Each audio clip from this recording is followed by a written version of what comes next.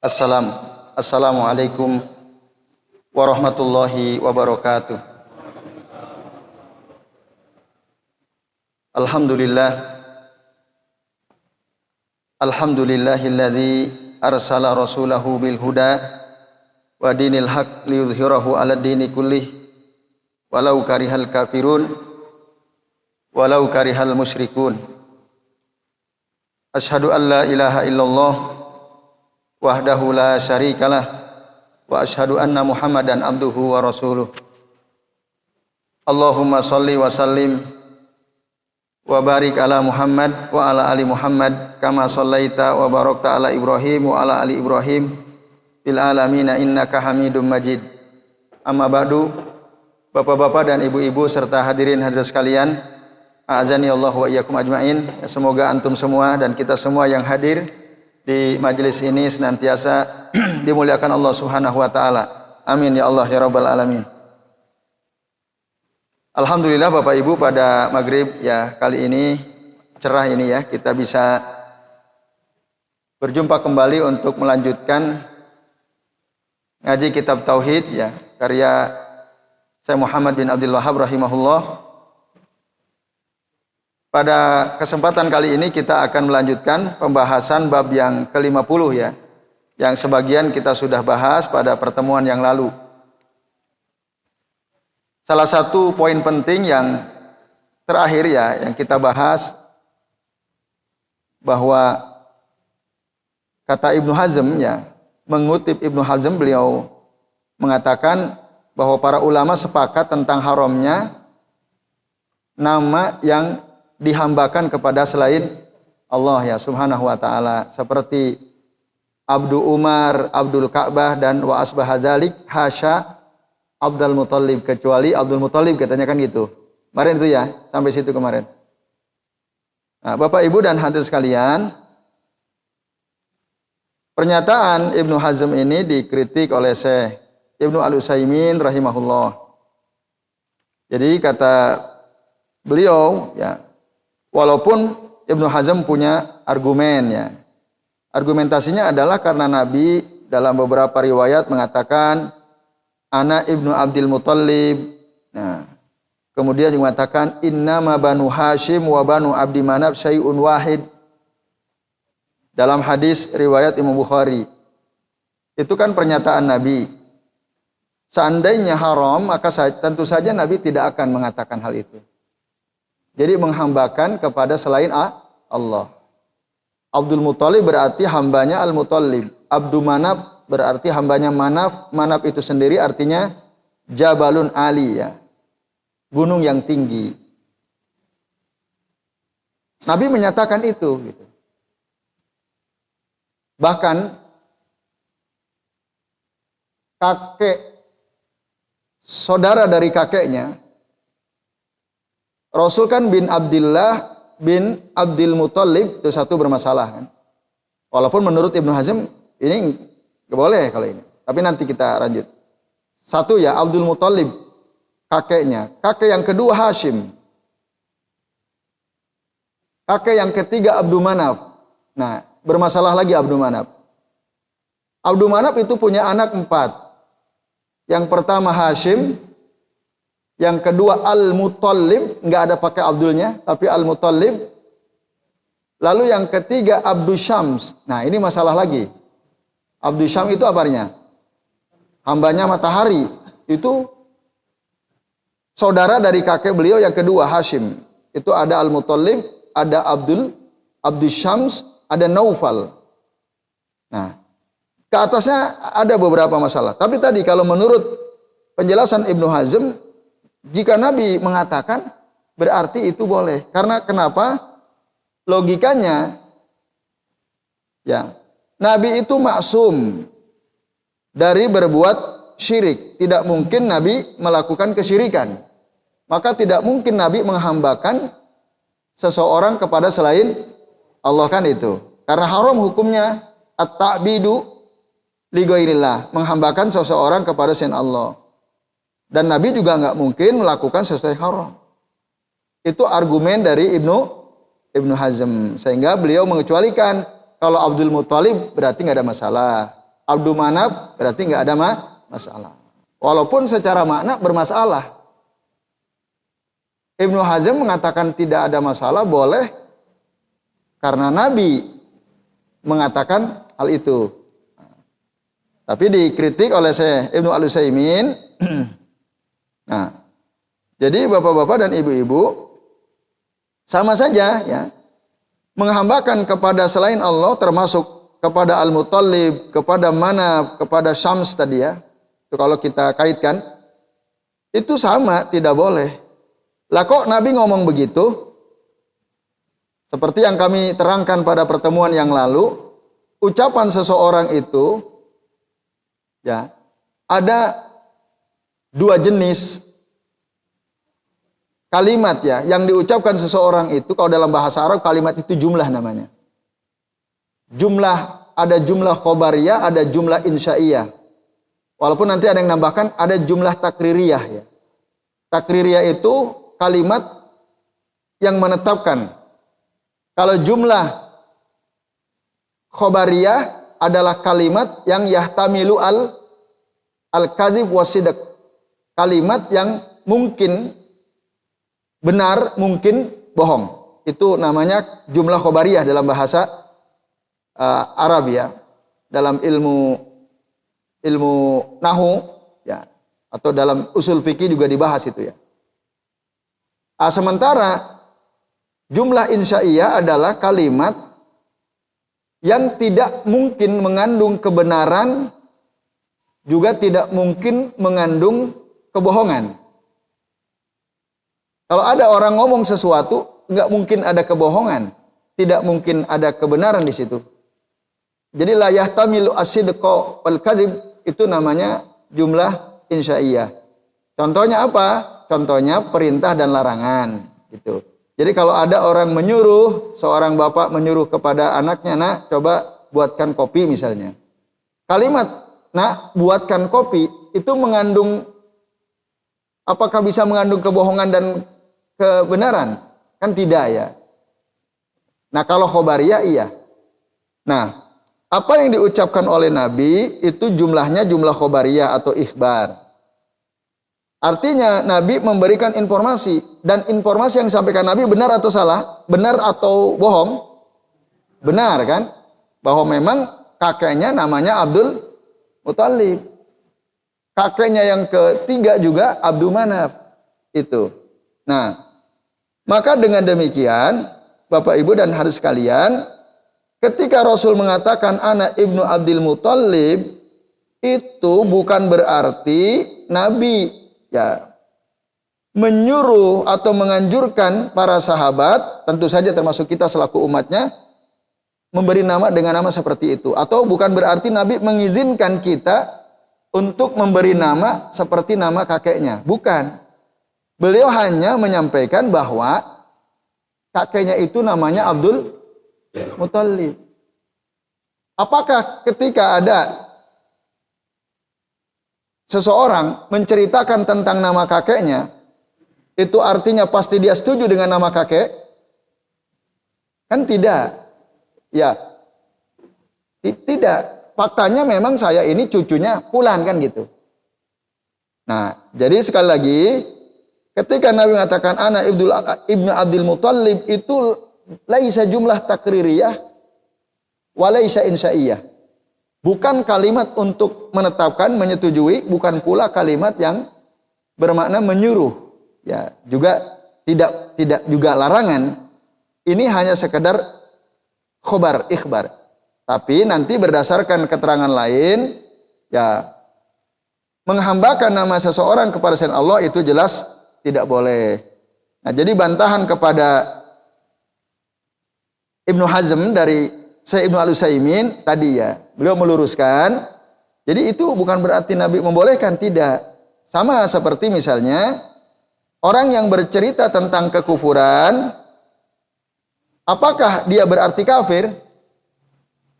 Saya ulangi, orang yang bercerita tentang kekufuran, apakah berarti dia kafir? Kan tidak. Maka para ulama mengatakan inna hakil kufro laisa bikafir. Orang yang haki itu hikayah. Maksudnya yang menceritakan al-kufra, kekufuran, laisa bikafir. Bukan tidak kafir. Rasul menceritakan tentang kekufuran. Dalam tanda kutip ya, tadi nama kakeknya Abdul Muthalib. Itu bukan berarti Rasul otomatis kafir, tidak. Nah, Rasul hanya bercerita tentang sesuatu yang sudah terjadi dan itu di masa lalu, intaha wa madha, selesai dan sudah berlalu. Nah, itu jawaban atau kritikan dari saya Ibnu Utsaimin kepada pernyataan Ibnu Hazm ya. Maka dengan demikian Bapak Ibu, memberi nama seseorang dengan menghambakan kepada selain Allah itu mutlak tidak boleh. Seandainya kita punya anak atau cucu, dulu Rasul punya kakek namanya Abdul Muthalib. Anak laki-laki saya mau saya kasih nama Abdul Muthalib. Boleh atau tidak? Ya tidak boleh. Atau Abdul Syam, tidak boleh. Dan seterusnya. Nah ini penting saya kira untuk kita simak ya, untuk meluruskan perkataan seorang ulama besar Ibnu Hazm. Ini keterangan tambahan yang kemarin sempat kita bahas sebagian ya. Lalu Bapak Ibu dan hadirin sekalian, nah, jadi kita kan udah bahas semua tuh kemarin. Perkataan Ibnu Hazm kami akhirkan ya. Nah sekarang Bapak Ibu dan hadirin sekalian, pada kalimat terakhir itu ada ini kata penulis kitab At-Tauhid ya. Kalau Bapak Ibu ada kitabnya, sebelum Al-Masail itu ada kalimat wa dzakara ma'nahu 'anil Hasani wa Sa'idin wa ghairihima. Disebutkan juga maknanya dari Hasan Al-Basri dan Sa'id bin Al-Musayyab dan selain keduanya. Jadi makna ayat ya yang kita bahas itu yang dimaksud kalau kita kembalikan ke surah Al-A'raf ayat 190 ya. Falamma atahuma salihah itu ya. Ja'ala lahu suraka fi ma atahuma fata'ala Allahu amma yusyrikun. Nah, ini ada keterangan menarik buat kalian. Kalau diperhatikan dengan seksama ya. Kan kemarin kita bahas sebagian ulama mengatakan yang dimaksud pada ayat 190 surah Al-A'raf itu siapa? Nabi Adam kan itu. Yang falamma atahuma huma itu raji'un ila Adam wa Hawa. Itu ya, kemarin kita bahas itu kan. Lalu disebutkan beberapa riwayat, misalnya dari Allah bin Abbas. Nah, kemudian dari Ibnu Abi Hatim. Nah, kemudian juga dari Qatadah ya. Juga dari Mujahid. Nah, juga dari Hasan Al-Basri dan Sa'id bin Al-Musayyab. Nah, tapi kata Syekh Al-Utsaimin, ya beliau mengatakan, wa dzakara ma'nahu 'anil Hasan Al-Basri, lakin as-sahih kata beliau. Tapi yang benar annal Hasan Al-Basri rahimahullah qala, beliau mengatakan innal murad bil ayah ghairu Adam wa Hawa. Yang dimaksud pada ayat 190 itu, yang huma itu, kalau menurut yang lain kan Adam Hawa. Menurut Hasan Al-Basri, ulama tabi'in ini, dan Sa'id bin Al-Musayyab, itu bukan Adam Hawa. Bukan. Huma, kata ganti pada ayat itu, roji'nya kembalinya bukan kepada Adam dan Hawa. Kalau Bapak Ibu ngerti bahasa Arab ini, jelas sekali kan? Huma itu ke siapa? Ulama yang lain mengatakan Adam Hawa. Tapi Hasan Al-Basri, Sa'id bin Al-Musayyab itu bukan. Nah, lalu Bapak Ibu sekalian, nah, jadi yang dimaksud ayat itu bukan Adam Hawa, tapi yang dimaksud adalah ya, al-musyrikuna min bani Adam, orang-orang yang melakukan kesyirikan dari kalangan Bani Adam atau manusia pada umumnya. Dan ini disebutkan oleh Ibnu Katsir dalam tafsirnya. Dan Ibnu Katsir komentar waqal amma nahnu fa'ala mazhabil Hasan Al-Basri rahimahullah fi hada. Adapun kami kata Ibnu Katsir ya mengikuti pandangannya mazhabnya Hasan Al-Basri bahwa huma di situ ya kembalinya bukan kepada Adam dan Hawa, bukan. Itu. Tetapi kepada manusia pada umumnya, pada Bani Adam yang melakukan kesyirikan. Itu. Wa annahu laisal murad min haja as-siyaq Adam wa Hawa. Jadi yang dimaksud konteks ayat ini bukan Adam Hawa. Wa innamal murad min dzalika al-musyrikuna min dzurriyyatihi. Tapi maksudnya adalah orang-orang yang melakukan kesyirikan dari anak keturunan termasuk kita-kita. Kalau ada yang melakukan hal yang sama gitu ya. Nah itu.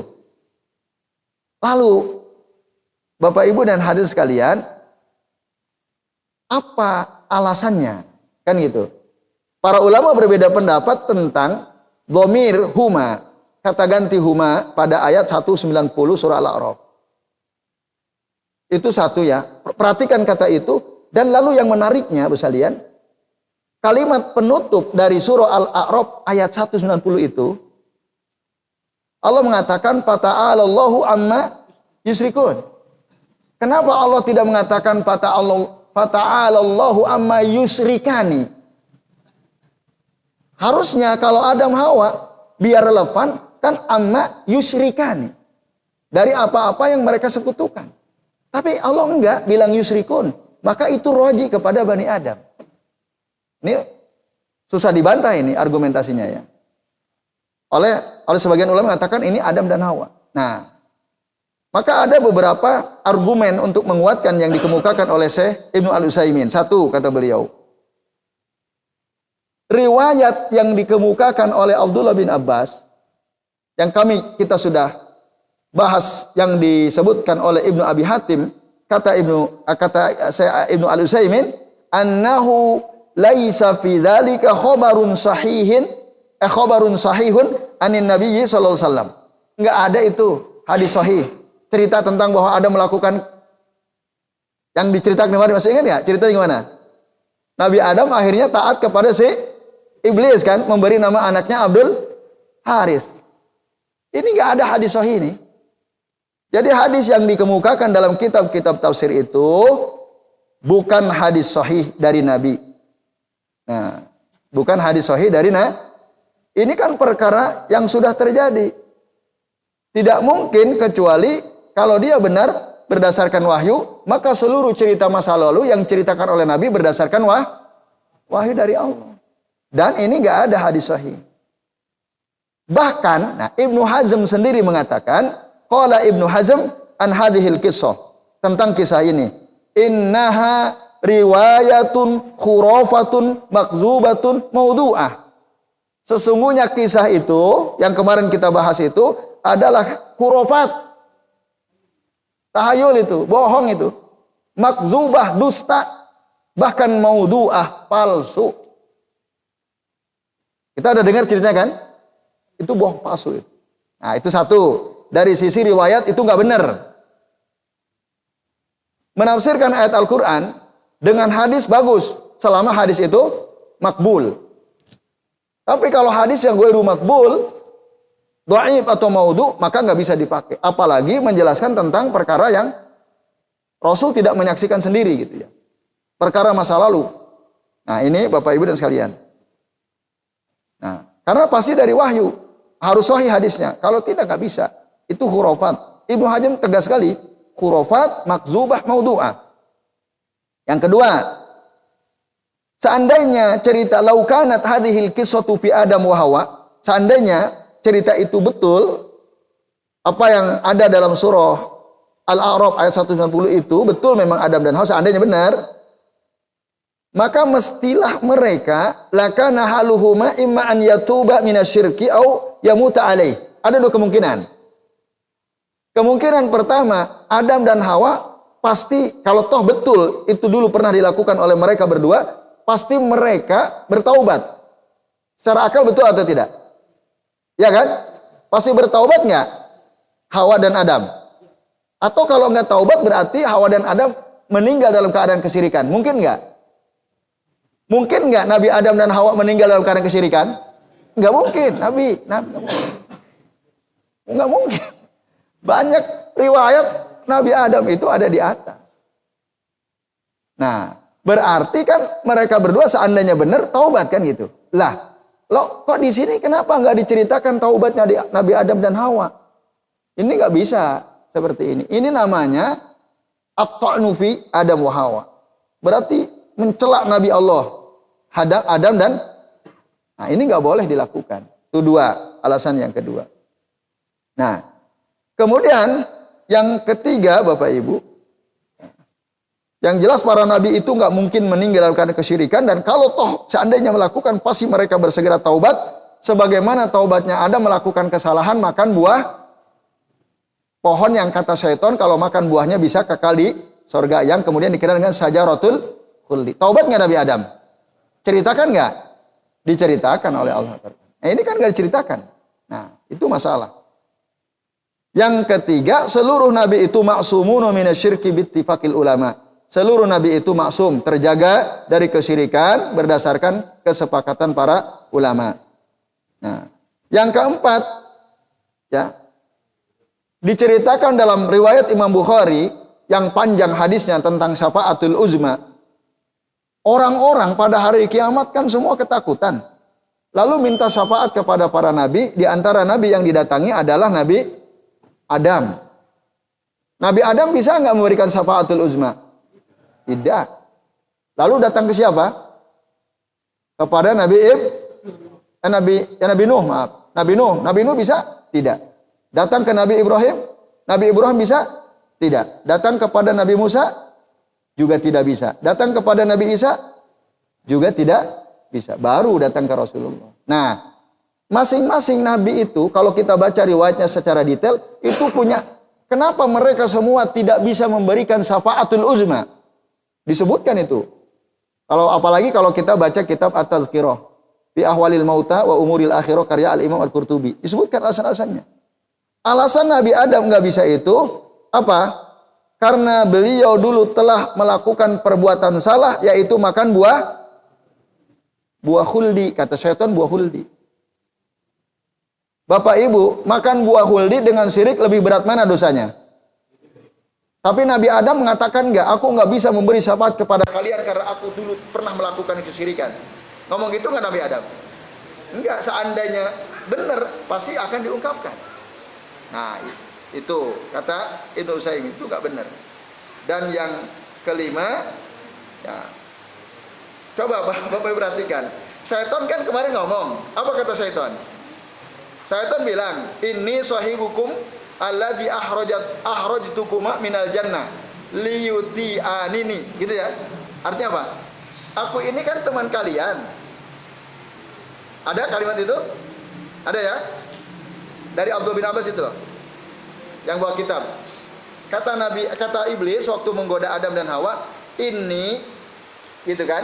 "Sahibukumul ladzi akhrajtukuma minal jannati lituti'anini." Aku ini adalah teman kalian yang telah mengeluarkan kalian dari surga. Ada? Terus setelah dia menerangkan bahwa dirinya adalah teman kamu, wahai Adam dan Hawa, yang telah mengeluarkan kalian dari surga, lalu apa kata iblis? Maka taatlah kamu berdua kepadaku, kan itu? Ada nggak? Ya kan?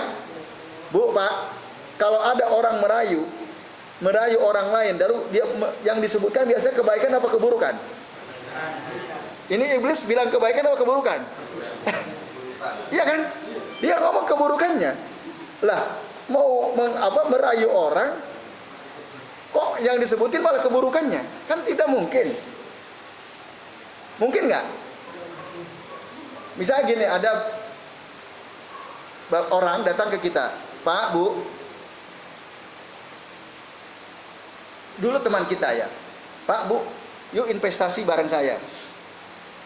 Bapak tahu kan, dulu saya yang telah membuat Bapak Ibu bangkrut kan? Yuk investasi bareng saya." Kira-kira kita akan investasi ke dia atau tidak? Nggak mungkin gitu loh. Nah, kok iblis ngomong gitu? Kan jahil banget gitu. Emang iblis jahil. Tapi kan itu nggak mungkin. Sejahil-jahilnya iblis nggak mungkin ngomong begitu. Nah, jadi ini ghairu ma'qul, tidak masuk akal. Orang mau merayu kok ngomongnya keburukannya. Nah, itu. Baik Bapak sekalian, itu ya. Nah, jadi ini keanehan-keanehan, kejanggalan-kejanggalan yang ada dalam kisah yang disebutkan kemarin. Nah, terus yang saya tuntaskan dua terakhir ya. Bapak sekalian, lalu si iblis ancam, Kalau kamu nggak taat, nanti la aj'alanna lahu kornai ilin ya. Kalau kamu nggak mau taat kepadaku, nanti aku akan jadikan pada anakmu itu ada 2 tanduk rusa. Pak, Bu, Nabi Adam kira-kira percaya nggak sama iblis? Nggak. Nabi itu tingkat keimanannya tentu sempurna. Mana mungkin manusia bisa menjadi sebab anak lahir ada tanduknya? Emang ente siapa gitu kan? Kita aja orang normal yang udah ngaji, kalau diancam awas loh ya. Kalau kamu macam-macam, saya jadikan anakmu ya seperti keledai misalnya. Kita percaya nggak? Kan nggak mungkin gitu loh. Ya kecuali orang jahil, oh takut dia. Bisa ada dukun, kamu kalau nggak bayar 5 juta, anakmu lahir kayak keledai. Kalau orang jahil mungkin percaya ya. Tapi kan Nabi Adam nggak mungkin itu. Nabi ya nggak mungkin. Yang terakhir, nah, fata'alallahu amma yusrikun itu. Fata'alallahu amma yusrikun. Kenapa tidak fata'alallahu amma yusrikani? Kalau Adam dan Hawa pasti bunyinya gitu. Nah ini Allah menggunakan fata'alallahu amma yusrikun dengan domir jamak. Kalau Adam Hawa toh pasti amma yusrikani. Nah, jadi secara keterangan Quran aja udah menolak kebatilan riwayat yang Adam berbuat syirik ya. Jadi apa? Ayat 190 surah Al-A'raf itu bercerita tentang anak keturunan Adam yang melakukan kesyirikan. Itu dia. Mana lebih kuat argumennya? Apakah Adam Hawa atau anak keturunan Adam? Anak keturunan Adam. Tadi sangat kuat sekali ya argumen-argumennya. Jadi saya kira sementara ini karena sudah Isya kita istirahat dulu. Nanti insya Allah kita lanjut. Tafadhol yang bertugas ada. Alhamdulillah Bapak Ibu, pada kali ini ya kita sudah tiba di waktu Isya. Ini waktu ke Iqamah tinggal berapa menit ini Pak? Tadi 2 menit ya? Oke deh, 2 menit ini ya. Ya kalau dilanjut kayaknya waktunya tidak cukup ya, karena ada 4 kesimpulan penting yang saya kira penting juga untuk diterangkan ya, secara rinci.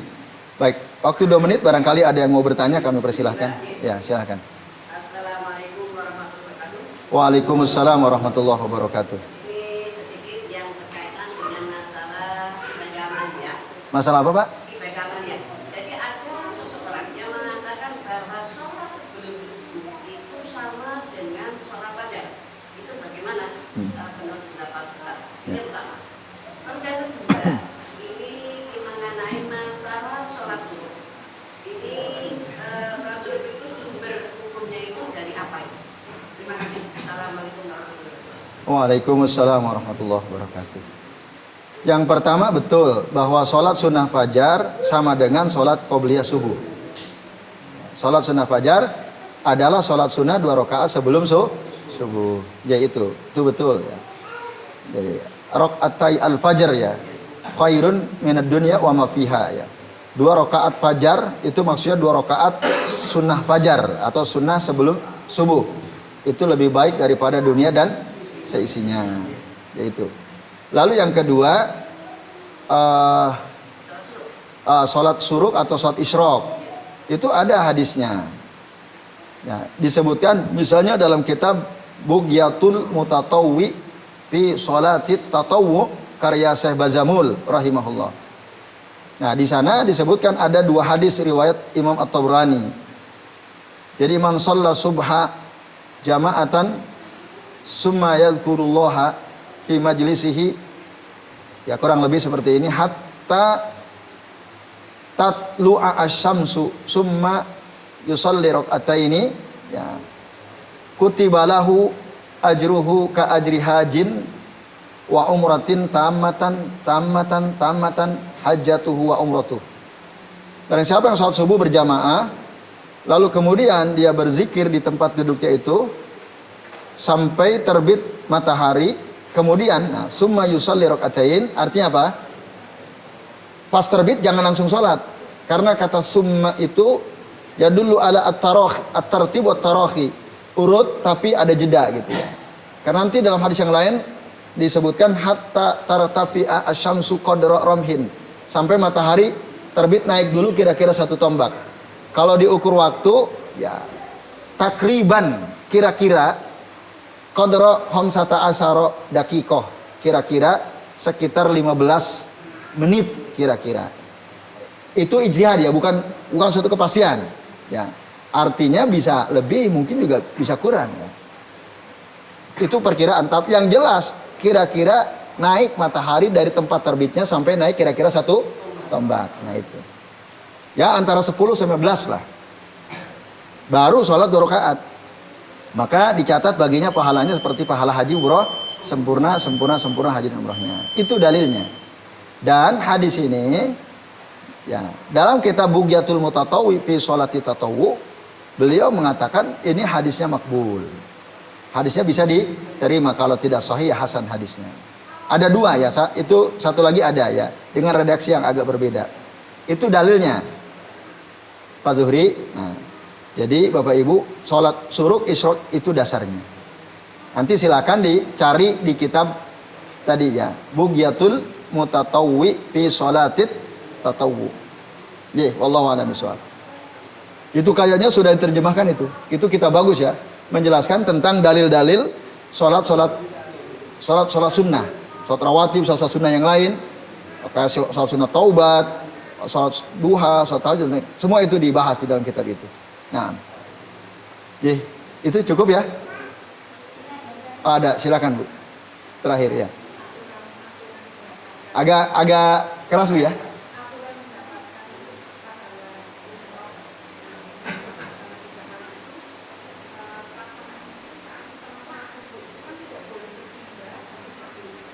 Tidak boleh apa Bu? Pindah, oh ya. Ya, ya. Ya. Meng-cancel gitu ya. Kalau pindah apakah ya, ya. Tempat duduk, ya. Itu saja Bu.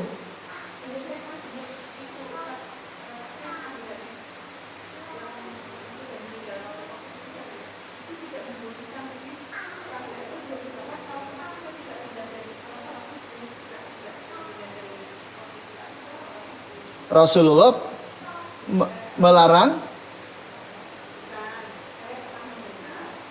Ada hadis.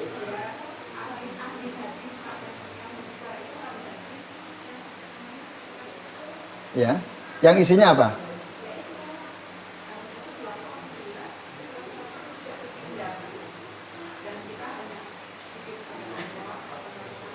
Oke, baik. Pak Sugeng bisa bantu saya untuk memperjelas. Sholat subuh itu berlaku kalau selama setiap waktu tidak pindah sama sekali. Ya, terus saat. Secara apapun bukan dipikir. Terus. Atau itu dilanggar, bisa berpindah atau secara lainnya, apakah tidak mengurangi pahala? Tidak mengurangi. Apakah itu tidak mengurangi pahala? Apakah itu tidak mengurangi pahala? Terus yang tadi kan apa? Kalau misalnya kita itu geser, maka cancel pahalanya. Itu, ya gitu kan. Terus yang terakhir itu tahu, saya sudah tangkap. Yang ibu yang kedua kan ada seorang ulama mengatakan, katanya ahli hadis. Kata ahli hadis. Seperti itu. Oh ya, bahwa kalau pindah gugur gitu Bu ya. Ya, persalian, wallahu alam ya. Kalau kita baca keterangan para ulama, kalau ada hajat, kita misalnya uzur ya, ada hajat mau pipis, nah itu kan keluar, itu dibolehkan. Tapi kalau nggak ada hajat, misalnya habis sholat subuh zikir, malah ngobrol dulu di teras gitu ya, nah itu yang bisa meng-cancel. Kalau melakukan sesuatu yang bukan ibadah lah, atau merokok dulu gitu ya, sampai nunggu matahari udah deket masuk lagi kan gitu misalnya, itu meng-cancel kalau gitu.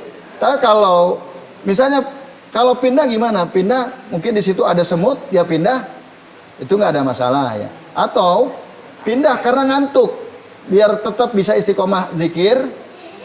Kan Rasul pernah nyuruh sahabat ketika mendengar khotib Jumat khutbah ngantuk, maka falyatahawwal min majlisihi dzalika.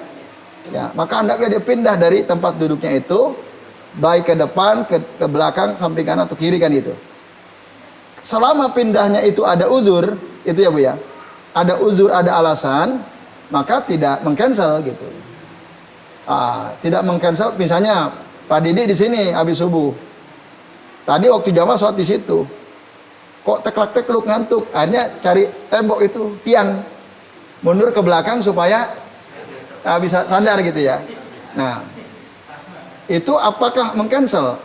Kalau yang kami pahami itu tidak ya. Jadi tidak harus intinya masih di dalam masjid dan melakukan ibadah, maka itu tidak mengcancel. Tapi kalau udah melakukan perkara yang tidak ada kaitannya dengan ibadah, nah itu baru bisa menggugurkan dapat pahala haji dan umrah itu Bu. Itu wallahu a'lam bishawab. Itu Bu ya. Nah, ada lagi. Di Masjid Jabir bin Abdullah ba'da subuh ada kajian misalnya. Sementara Mas Fajar sholat di Masjid As-Salam subuhnya. Di sana nggak ada kajian, di sini ada. Dan ingin dapat pahala sholat isyraq juga kan gitu. Lalu akhirnya pindah dari Masjid As-Salam ke sini untuk ngejar kajian. Kajian ibadah apa bukan Bapak Ibu? Mendengarkan kajian ibadah bukan? Ibadah. Nah berarti keluarnya Mas Fajar dari Masjid As-Salam ke Masjid Jabir itu, apakah bisa menggugurkan untuk mendapatkan pahala haji dan umroh itu atau tidak? Nah ini termasuk uzur syar'i juga. Pindah dari satu masjid ke masjid lain yang lebih utama. Bapak Ibu, zikir dan tolabul ilmi lebih utama mana? Sholat 1000 rakaat dengan tolabul ilmi lebih utama mana? Lebih tolabul ilmi itu lebih utama. Gitu. Maka zikir dari Masjid As-Salam pindah ke sini. Nah, karena tolabul ilmi termasuk zikrullah juga. Yaitu, maka itu yang kami pahami juga tidak menggugurkan pahala, akan mendapatkan pahala haji dan umroh. Karena itu termasuk uzur juga ya. Bisa jadi alasan yang sesuai dengan tuntunan syariatnya. Itu wallahu a'lam bishawab. Itu yang kami pahami. Baik Bapak Ibu, itu saja ya yang bisa kita bahas, semoga bermanfaat. Mari kita akhiri dengan membaca doa kafaratul majlis. Subhanakallahumma wa bihamdika asyhadu an la ilaha illa anta astaghfiruka wa atubu ilaik. Mohon maaf bila ada kesalahan. Wassallallahu ala Muhammadin wa ala alihi wa sahbihi wa baraka wa sallama alaihim ajmain. Billahi taufiq wal hidayah. Wassalamualaikum warahmatullahi wabarakatuh.